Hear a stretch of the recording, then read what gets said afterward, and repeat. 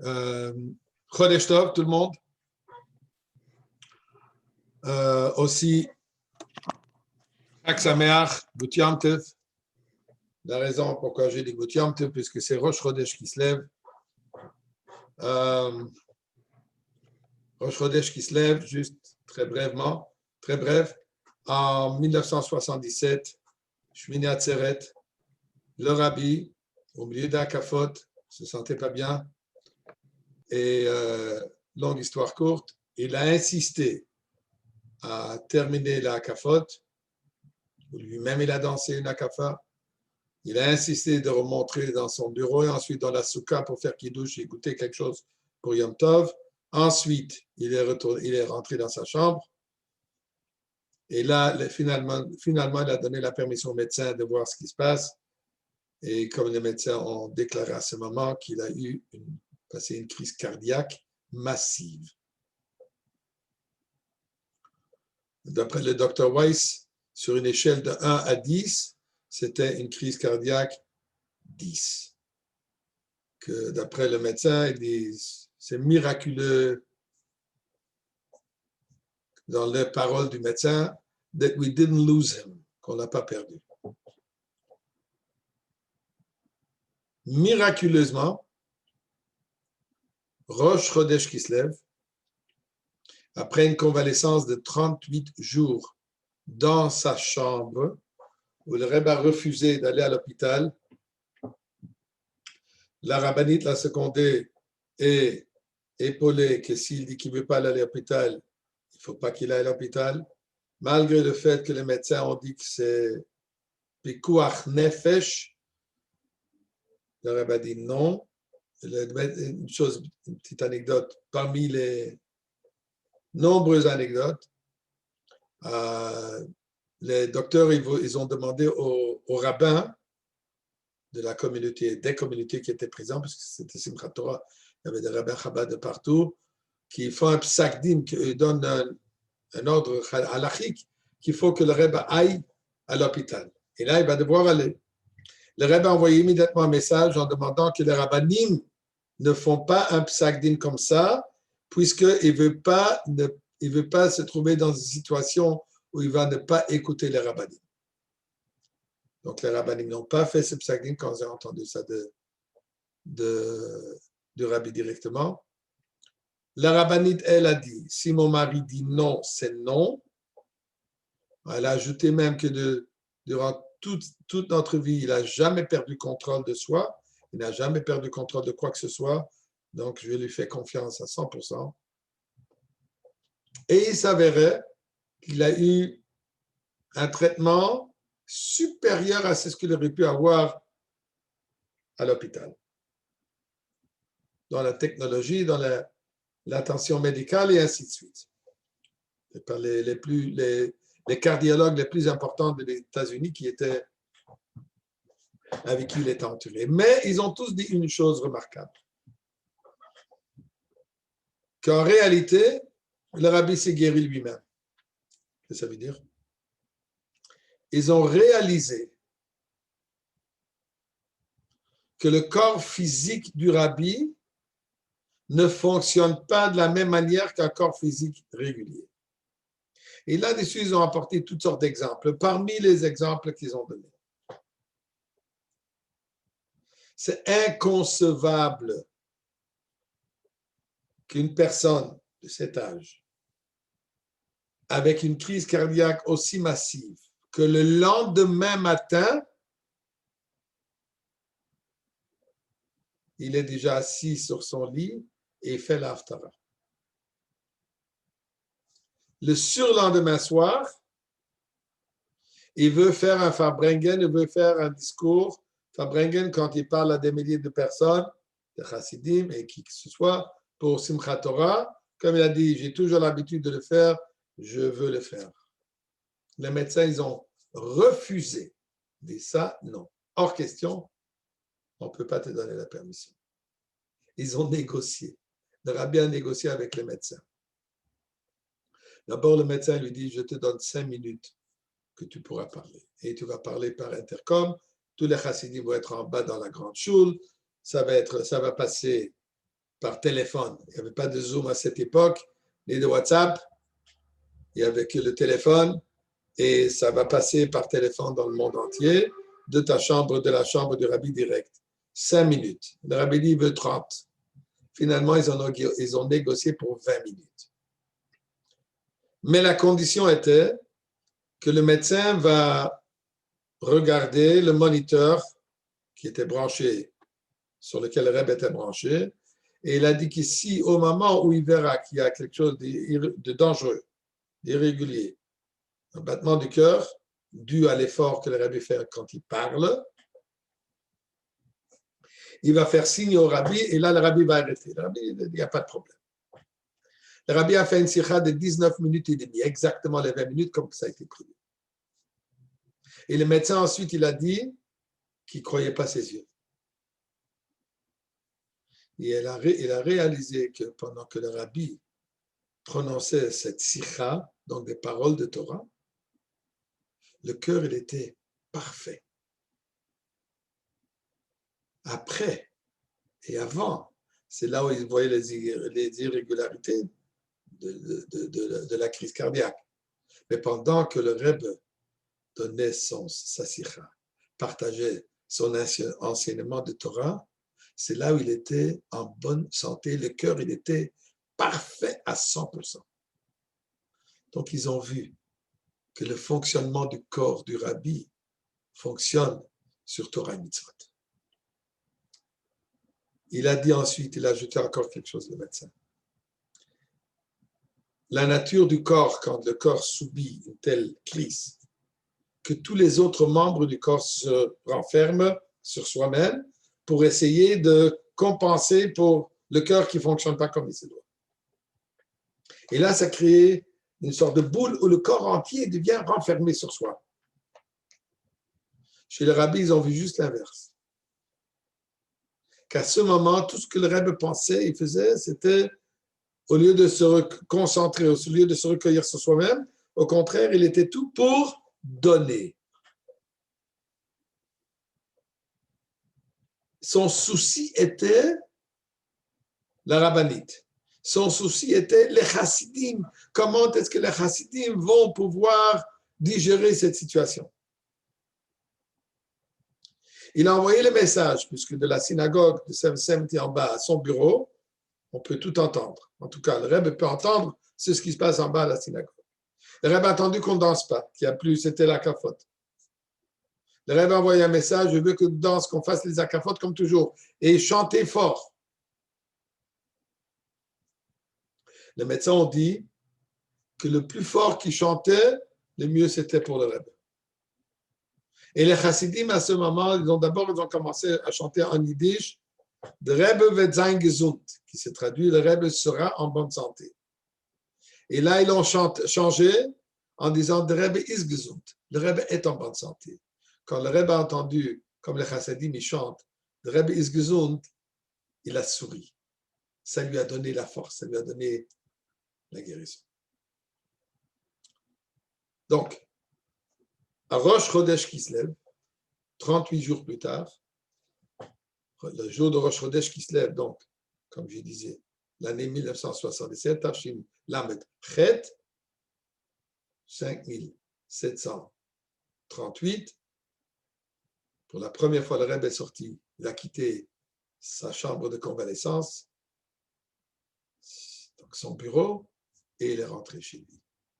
Là, c'est devenu une Soudat Oda. D'ailleurs, le Rebbe a envoyé de la bouteille de mashki et de chalot pour qu'on fasse une Soudat Oda. Et depuis,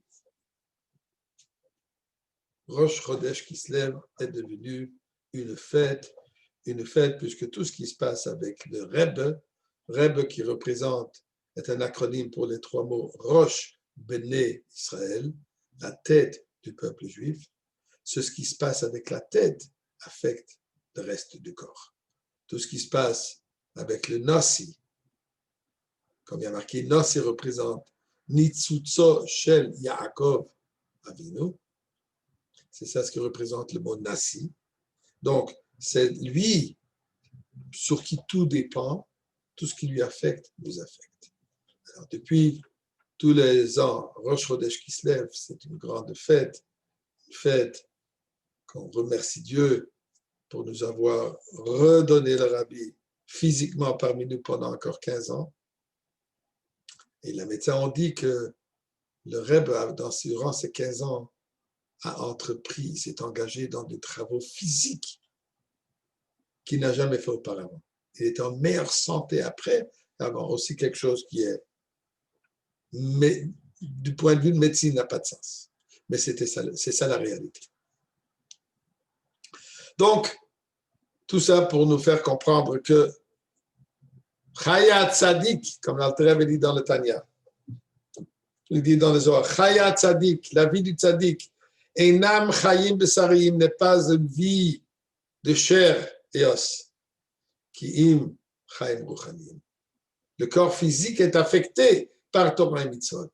On peut trouver un petit exemple, avec cela je vais m'arrêter. Moshe Rabbeinu, quand il est monté au ciel pour recevoir la Torah, pendant 120 jours, 3 fois 40 jours, il était là où il était, mais comme lui-même il a témoigné, il a dit Lechem lo achalti, ou maim lo shatiti, je n'ai ni mangé, je n'ai pas bu, je ne me suis pas reposé. Moi, je pense qu'il a dû voir un peu de Markia pour dire le Chaim, un peu de temps en temps, quand il a étudié avec Akadosh Baruch Hu. Il a certainement fait un petit fabringen avec Dieu, et ils ont dit le Chaim entre eux. Mais Lechem lo achalti, maim lo shatiti. Pourtant, son corps, quand il est revenu dans ce monde, au bas de la colline, ils l'ont reconnu, c'était le même Moshe qui est monté. Pourquoi? Parce que le tzaddik de cette envergure, son corps est un corps différent. Son corps se nourrit. Ki lo ala lechem levado yichya adam, dit le pasuk. La personne ne se nourrit pas seulement du pain, qui im al kol motzet pi Hashem yichya adam, mais de tout ce que Dieu prononce. Dit le Baal Shem Tov, ça veut dire que ce n'est pas le pain physique qui nous nourrit, mais c'est la force divine qui se trouve à l'intérieur de ce pain qui nous nourrit. Mais à un niveau plus élevé encore, le tzaddik, le nassir, le Moshe Rabbeinu, peut se nourrir directement du Pi Hashem, de la parole de Dieu, sans qu'elle doit passer par le pain physique. Et c'est ça ce qu'on a vu chez le Rabbi durant cette époque. Et ceci, c'est pour nous encourager aujourd'hui aussi, malgré le fait que physiquement on ne le voit pas, si durant son vivant physique, il fonctionnait sur un autre niveau, alors maintenant, il fonctionne aussi sur un autre niveau. Moi, je ne comprends pas puisque nous, à notre portée, on est incapable de comprendre cela. Ce n'est pas pour ça que ça change la réalité du tzaddik. Donc, Gutiam Tev, j'aurais dû avoir un petit verre de l'chaim. Désolé si quelqu'un a, Gérard, si tu as un l'chaim à côté de toi, prends un petit verre, fais l'chaim avec nous tous. L'chaim. Ok, c'est pour nous tous? Tu es motzi tout le monde ou alors il y a d'autres qui veulent faire l'chaim? Tout le monde est invité, tout le monde est bienvenu de dire l'chaim. Je dois peut-être partager avec vous qu'à ce moment même, depuis Motzei Shabbat jusqu'à maintenant, il y a des centaines de shluchim du monde entier, de chassidim du monde entier, qui sont sur un fabringen qui a commencé Motzei Shabbat et qui continue jusqu'à présent, n'a pas fini encore. Ils sont tous ensemble de faire ce fabringen qui est quoi? Ce qui a marqué Ish et Treo Yomar Chazak. Un donne du courage, de l'aide, du support à l'autre pour accomplir notre mission. Et la mission, elle est quelle?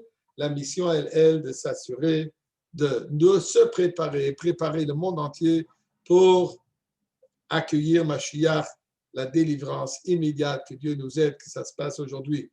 Rosh Chodesh Kislev, le mois de Kislev qui est appelé le Chodesh HaGeula, que ça s'avère immédiatement. Sur cette note, vous voyez un texte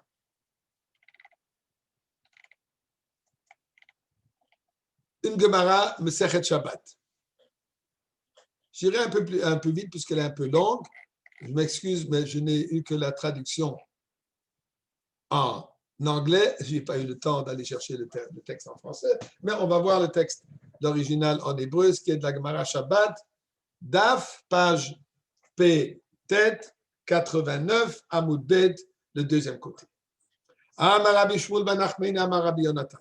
Rabbi Shmuel, le fils de Nachmani, dit au nom de Rabbi Yonatan. C'est important à savoir que dans la Gemara, on trouve souvent, il dit au nom de l'autre, comme il est dit dans la Mishnah de Pirkei Avot, celui qui dit quelque chose, le Shem Omro, celui qui dit une idée, une pensée, un enseignement. Il dit, je l'ai entendu de tel et tel, mais vi Goula l'olam, il rapporte la Goula dans le monde. Alors il dit, Maïdirti. C'est quoi le sens de ce qui est dit dans le pasuk de Yeshayahu Hanavi? Là, il est dit, Ki ata avinu.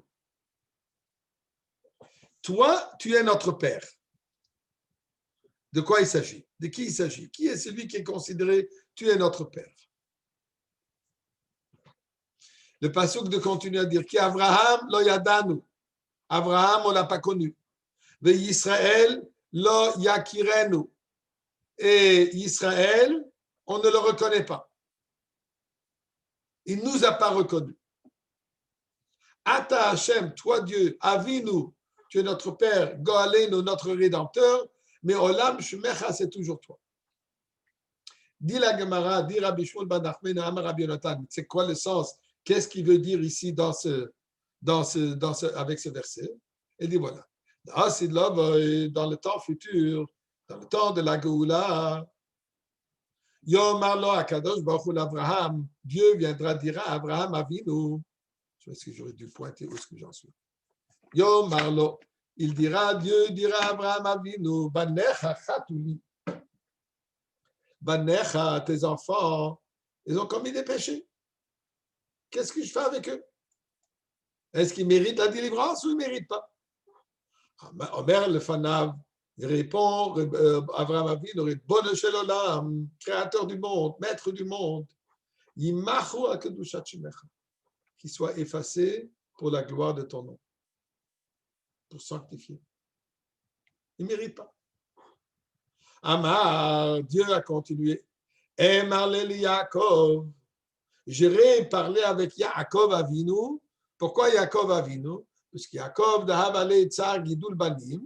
Parce que Yaakov Avinu, lui, il avait la souffrance, la douleur, les problèmes d'éduquer les enfants. Il avait l'histoire avec Dina, il avait les problèmes de Yosef, il avait beaucoup de problèmes, entre guillemets, de l'éducation de ses enfants.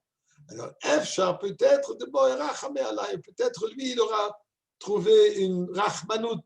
Lui, il va avoir de la miséricorde pour ses enfants. Amarle, bien maintenant, Dieu à Yaakov,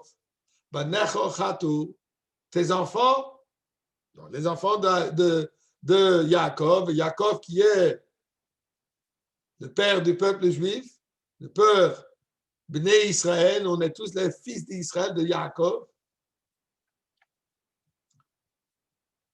Tes enfants, ils ont péché. Est-ce que je les libère? Amar le Fanav, dit, répond Yaakov Avinu, Ribbono shel olam, Yimachu akedushat shemecha. Qui soit effacé comme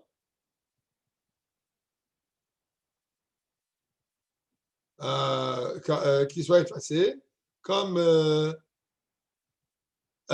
pour sanctifier ton nom.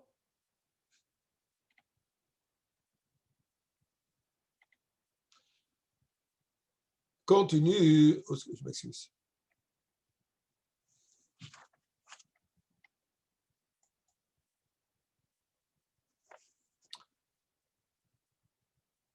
Amar, alors Dieu a dit, Lo besabe ta'ama, velo bedar de ke itza. Ni le grand-père m'a donné le bon, la bonne réponse a du sens, et ni les jeunes ont le bon conseil. Le vieux, il dit par le Sabé, il dit Abraham Avinu, le grand-père, ni Yaakov le petit-fils. C'est pas ça ce que dit Dieu que je voulais entendre. Alors, Dieu est parti en Merlol Yitzhak. Il est parti voir Yitzhak. Et il dit la même chose. Tes enfants ont commis le péché. Omer le Fanav, alors Yitzhak, il dit la chose suivante. Ribbon shel olam, maître de l'univers. Un instant, tu dis Banecha, tes enfants, qui? Donc, tu le mets sur moi. Mes enfants, ce sont mes enfants. Donc, mes enfants d'Yitzhak, dit Banaï, ils sont mes enfants. Velo Banecha, ils ne sont pas tes enfants à toi. Yitzhak lui répond de la manière suivante. Qu'est-ce que ça veut dire? Tu mets la responsabilité sur mes enfants, mais ils sont tes enfants. Il dit où ça? Quand tu es venu demander si on veut accepter la Torah, le peuple juif a répondu. Ils ont, avant même de dire Naase, je m'excuse, avant de dire Nishma, avant qu'ils ont dit on va savoir de quoi il s'agit, on a dit Naase. Il dit Mulefanecha Naase Nishma. Ils ont dit, on est agi, on va agir, on est prêt, on accepte, on se soumet, on s'engage, même avant qu'on savait à quoi on s'engage. Alors à ce moment, toi, Dieu, tu les as appelés, Karat Alahem Beni Bechori. Là, toi, Dieu, tu les as appelés le peuple juif, Beni Bechori, c'est mon fils, mon premier-né. Arshav, maintenant, Banaï, maintenant tout à coup, ils sont devenus mes enfants, Velo Banecha, ils ne sont plus tes enfants. Qu'est-ce qui est arrivé? Quand ils ont dit qu'ils t'acceptent, ils s'engagent à faire ce qu'ils ont à faire, ce que tu demandes de leur faire, là tu dis, oui, Banaï Bechari, c'est mes enfants. Maintenant, tout à coup, puisqu'ils ont commis un péché, tu les as renvoyés, tu les as donnés à moi, ils ne sont pas mes enfants. Ça, c'est la première réponse. Et Yitzhak ne lâche pas, il continue. V'od, il ajoute, Kamachatu, combien de péchés ils ont déjà fait? Alors il dit, on va faire un petit calcul. Kamash notav chez la dame. La vie moyenne d'une personne, c'est combien? Comme il y a marqué, même Shivim Shana. La vie moyenne d'une personne, 70 ans. Elle dit, ah, d'accord. Donc, la vie, elle est quoi? 70 ans. On va faire un petit calcul. Dal Esrin de l'Anshata Alay. D'abord, tu peux déjà tout de suite déduire, enlève 20 ans.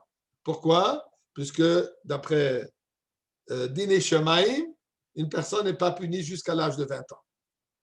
Donc, il y a déjà 20 ans de ces 70, tu enlèves. Qu'est-ce qui reste? Pashu lehu chamshin. Maintenant, il reste 50. D'accord. Donc, 50 ans sur lesquels ils sont responsables. Maintenant, on va voir un peu qu'est-ce qui se passe avec ces 50 ans. Dizil dal esrin v'chamsha de l'elbasa.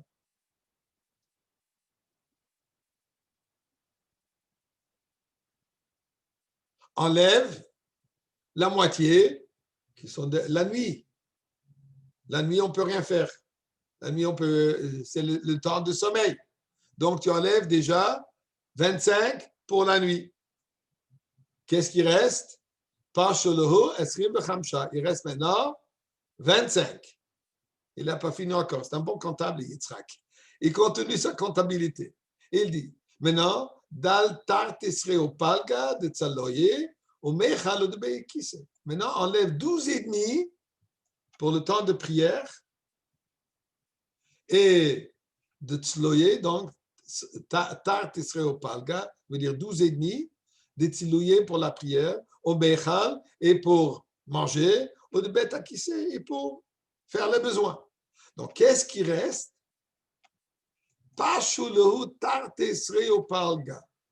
Donc, tout ce qui leur reste vraiment pour pouvoir faire d'autres choses, il reste que 12 ans et demi. Alors, Yitzhak, il dit, on va faire une petite affaire.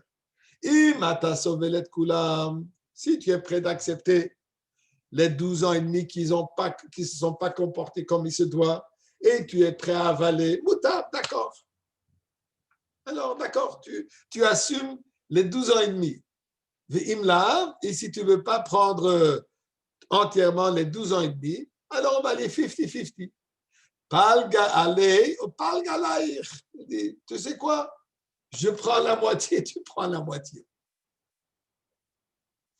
Yitzhak, il est en train de faire une comptabilité pour protéger Am Israël. Alors il dit, alors d'abord, si tu veux, on se partage à la moitié. Donc, moi j'ai 6 ans et 3 quarts, et toi tu as 6 ans et 3 quarts que tu prends sur ta responsabilité. Et il continue. Et si tu veux carrément que moi je prenne entièrement les 12 ans et demi, alors Dieu, tu sais quoi? Je tiens à te rappeler, vite, j'ai déjà sacrifié ma vie pour toi. J'ai déjà donné toute ma vie pour toi. Au moment d'Akedat Yitzhak, quand tu voulais que mon père me sacrifie, j'ai étendu ma gorge et non seulement ça, j'ai même demandé à mon père qu'il m'attache bien pour que je ne bouge pas, pour que le campagne soit fait. Alors, pourquoi tu t'énerves, il dit à Kadosh Baruch Hu? Un calcul extraordinaire. Des 70, tu enlèves 20 qui ne comptent pas puisqu'on n'est pas encore l'âge de 20 ans pour ne pas être puni. Maintenant, il reste 50. 50, enlève la moitié jour, moitié nuit. La nuit, elle ne compte pas. Il n'y a rien à faire. Il reste 12, il reste maintenant 25. De 25, la moitié, elle part pour la prière, pour les besoins naturels, les besoins physiques. Qu'est-ce qui reste? 12 ans et demi. Alors, pour 12 ans et demi, tu n'es pas capable d'assumer cette responsabilité. Et si tu ne veux pas, moi, je la prends sur mon compte. Et voilà, j'ai du crédit chez toi. J'ai déjà donné ma vie. Donc, ça, c'est le crédit sur lequel tu vas mettre ça sur mes enfants. Là, le pasuk dit, potrin v'omrin, c'est là-dessus qu'on dit, qui ata avinu. Toi, Yitzhak, tu es notre père.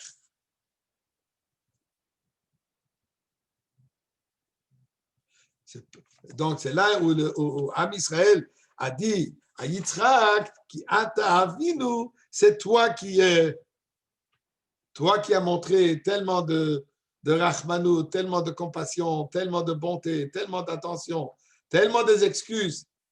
Toi, tu es notre père. Omer lahem Yitzhak, leur répond Yitzhak. Donc, Yitzhak répond à Am Israël, au lieu de me remercier à moi, remercier Dieu. Ce n'est pas à moi que vous devez remercier, mais vous devez remercier, reconnaître Dieu.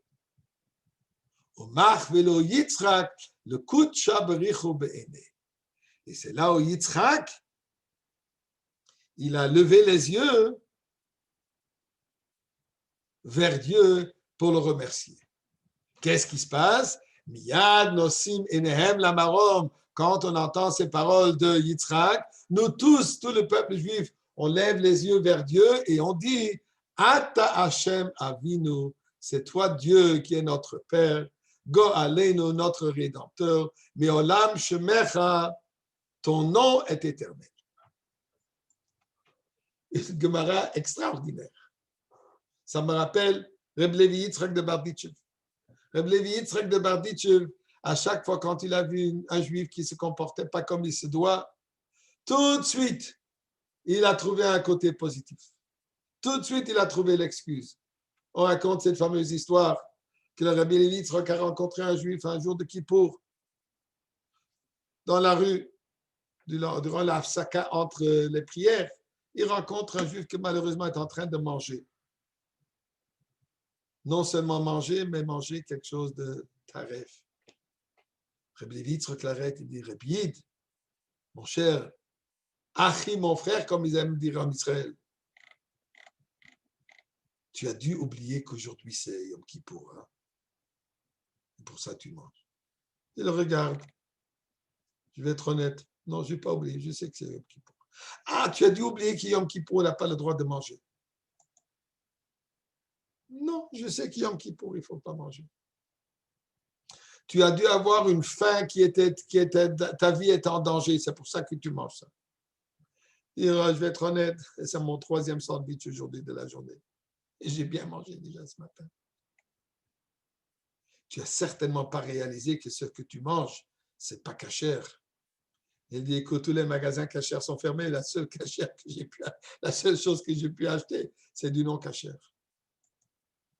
Dit Reb Levi Yitzhak, se tourne vers Dieu, il dit, regarde ton peuple. Il n'a pas jeûné. Il sait qu'il faut jeûner. Il a mangé non cachère, il sait que ce n'est pas cachère. Mais il est honnête, il ne veut pas mentir, il dit que la vérité. Qui est comme ton peuple, qu'ils ne veulent pas te mentir, ils te disent toute la vérité.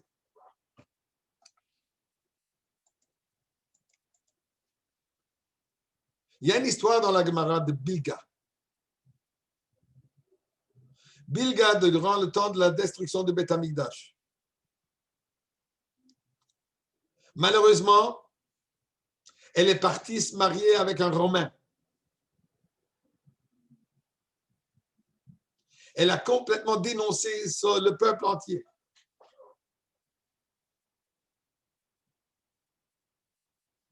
Et ensuite, elle est rentrée dans le Beth Amikdash.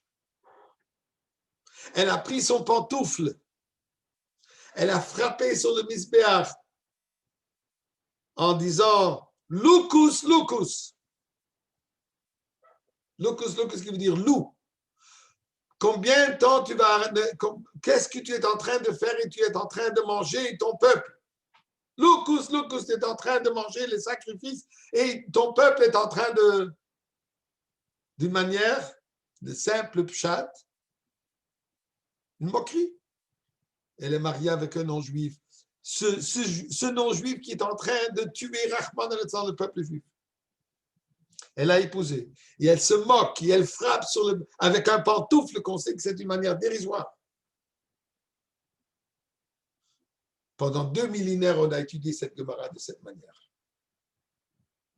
Je me souviens une sikha du Rabbi. Où le Rabbi a pleuré, à peine qu'il parlait. Et le Rabbi dit la chose suivante. Pas chas v'shalom qu'elle se moquait du misbéach. Mais malgré le fait qu'elle s'est mariée avec ce général qui est en train de détruire Am Israël, Rahman al-Islam, elle a une telle douleur pour son peuple qu'elle crie sur le misbéach, pourquoi tu fais rien pour sauver ton peuple? Quand le Rebbe a dit ces paroles de la sikha, les larmes lui coulaient. Et on a vu que le Rebbe ne parlait pas au monde. Le Rebbe était à ce moment en train de sauver cette âme qui ici pendant 2 millénaires circulait. Et par ce fait que le Rebbe a transformé, a expliqué ce passage d'une manière positive, il a trouvé le point essentiel, le fin fond de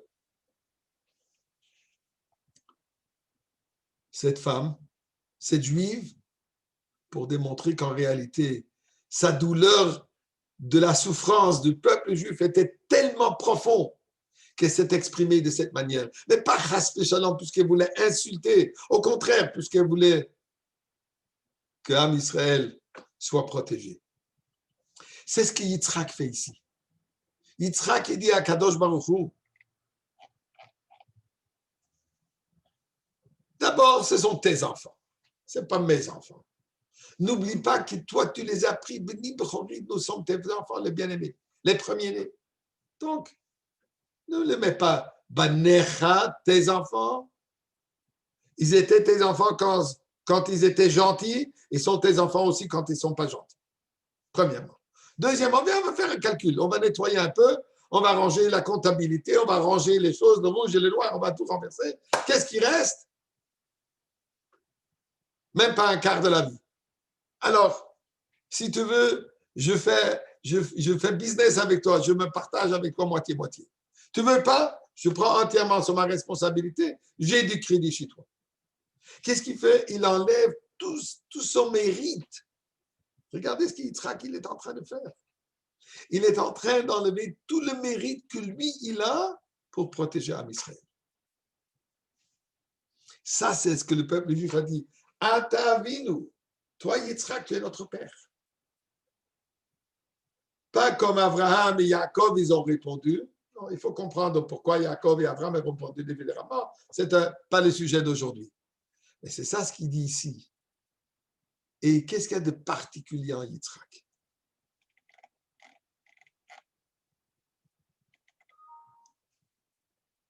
Il reste encore quelques moments.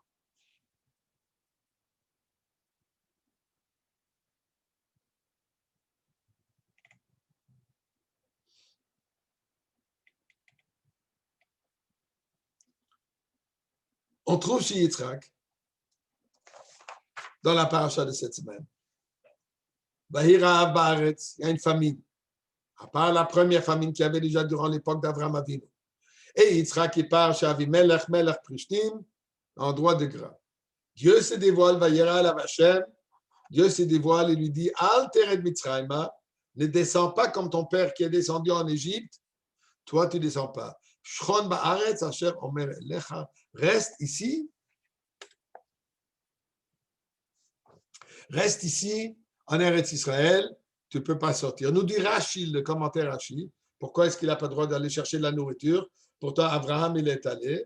Rashi, comme vous voyez ici, Rashi nous dit Al Teret Mitzrayma, ne descend pas en Égypte. Il dit pourquoi? Shayad Atoleret Mitzrayma, lui, Yitzhak avait l'intention de partir en Égypte, de descendre, puisque c'était s'abaisser pour aller en Égypte.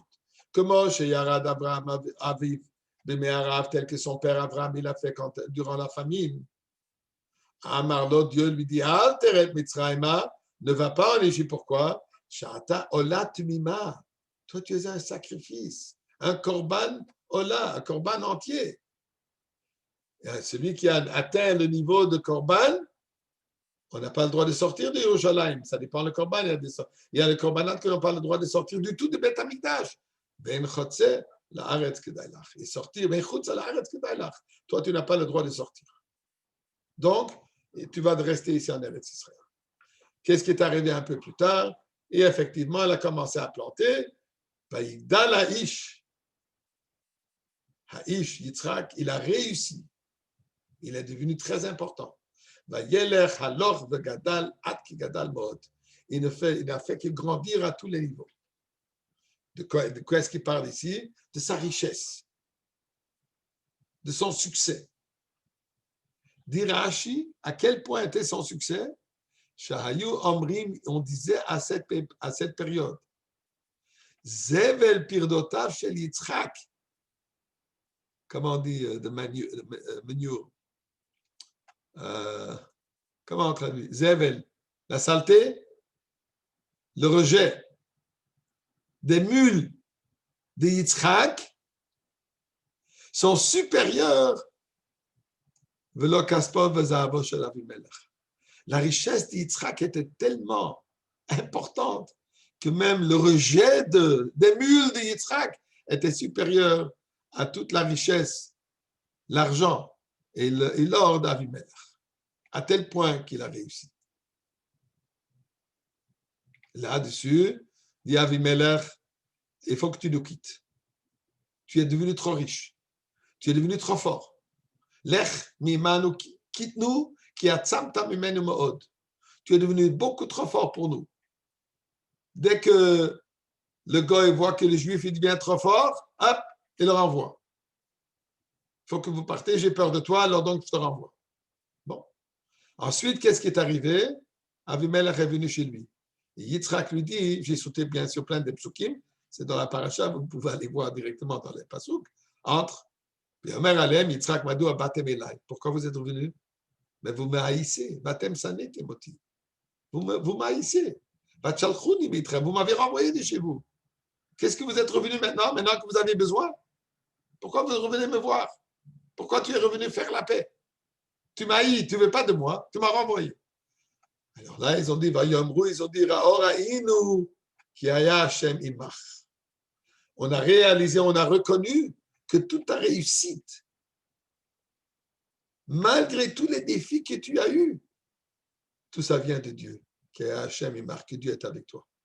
Alors pour cela, on a décidé, nos mères, on a dit, Tehina Allah Benoten, on va faire un vœu entre nous, Beneno Benecha, entre vous et nous, de Nichsa Brit Imach, on va faire une alliance avec toi. Donc, qu'est-ce qui se passe ici? Dieu dit à Yitzhak, toi, reste chez toi. Abraham, lui, il a voyagé partout. Abraham, lui, pour amener le message divin, il fallait qu'il parte partout. Mais toi-même, toi, tu restes chez toi.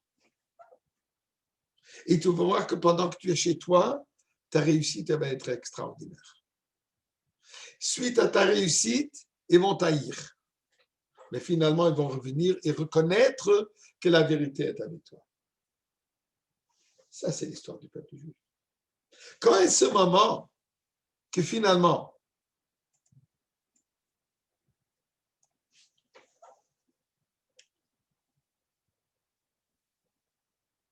le monde reconnaît, et ceci est suite à quoi? Suite au fait qu'il est resté chez lui, et de chez lui, il a éliminé le monde. Lui-même, il n'est pas parti. Lui-même, il est resté en Eretz Israël. Mais la lumière qui Yitzhak a propagée et a fait que même ceux qui étaient lointains, ils ont fini par reconnaître la vérité de Akadosh Baruch Hu, la vérité de Yitzhak, qui est la vérité de Dieu.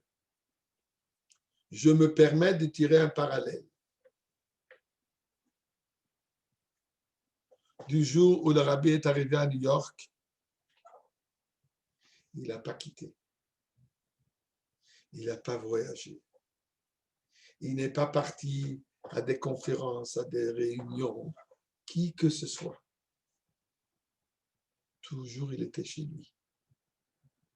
Enfermé dans une petite chambre. Une toute petite chambre. Je veux dire, relativement petite. C'est là son bureau. C'est là où, après le décès, la disparition de la rabbinite Chaya Mouchka, c'est là où il a vécu. Il a vécu là-bas. Là-bas, il avait un lit, il dormait là-bas, il mangeait là-bas. C'était ça. Ça, c'était tout son appartement. Il n'y avait rien de plus. Une chambre.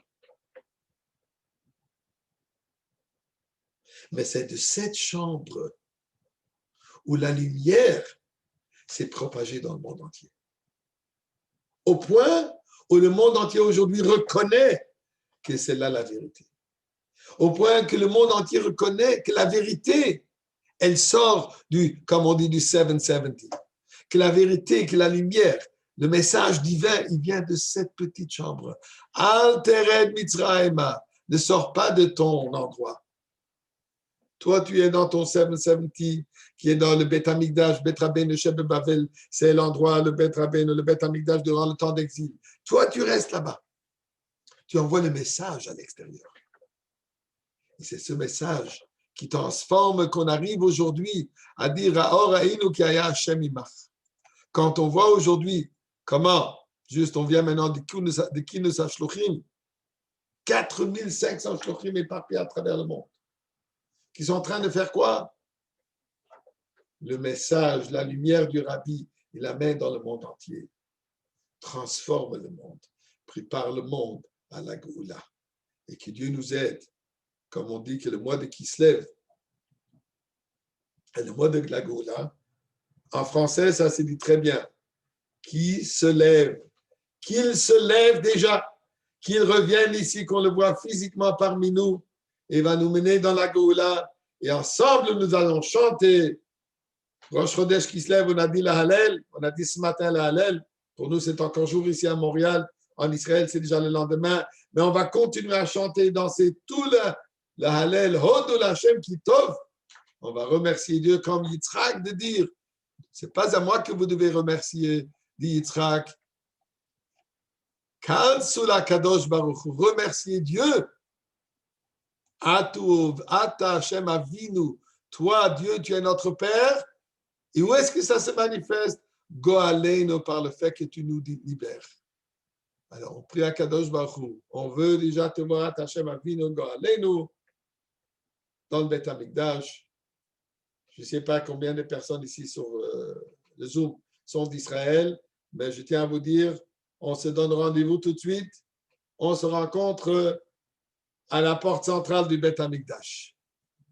Chodesh Tov, Gut Yom Tov. et qu'on mérite la Géoula maintenant.